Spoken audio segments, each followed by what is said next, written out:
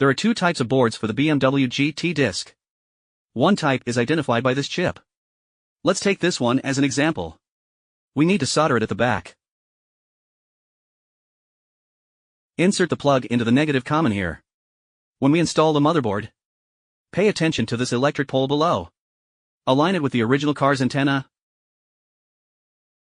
and place it directly above it in the correct position. If it is not placed correctly, or not stuck on properly, the car may become locked and the lights will not flash. The phenomenon of the ears not turning off. And this is the learning button of the remote control. Press and hold this button.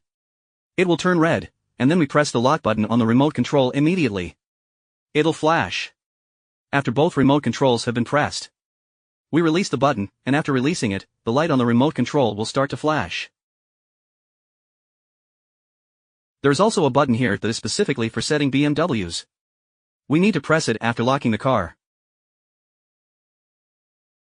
After pressing the lock button, when it starts to flash here, we press it continuously 6 times.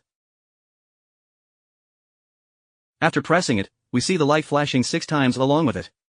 3, 4, 5, 6. In this way, it belongs to BMW's dedicated program.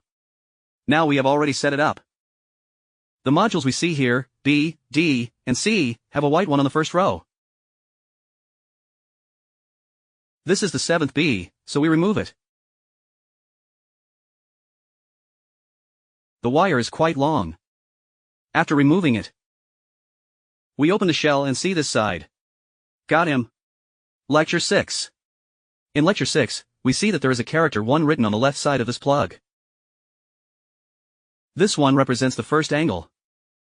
Then count 6 wires over, and the 6th wire is the 6th angle. Connect this wire to our black wire. And this is the ground wire.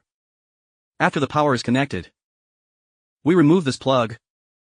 And on this side, here, we can see that there are 36 characters written above this corner. 36 is for looking up, while 35 is for looking down. If we're looking up, actually we should be looking at angle 35 on the white line, and connected to our yellow line. So these 3 lines are connected. And we only have one power cord left. As for the power cord, we will connect it to this fuse box.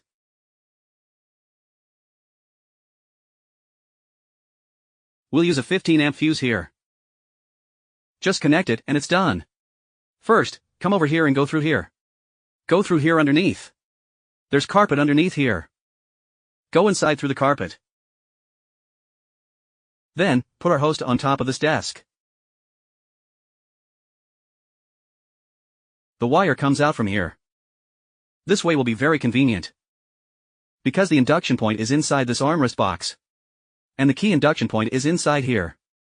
It will be very convenient for future upgrades or after-sales maintenance. Now, as for the antenna, we open the cover for the high-frequency antenna and place it inside the cover for the high-frequency antenna, while for the low-frequency antenna, we can install it by placing it horizontally on top of this. A low-frequency antenna is placed horizontally here. The other antenna needs to be put in the trunk. We place it vertically in the back. It is placed vertically here. The installation is both horizontal and vertical. That finishes the installation.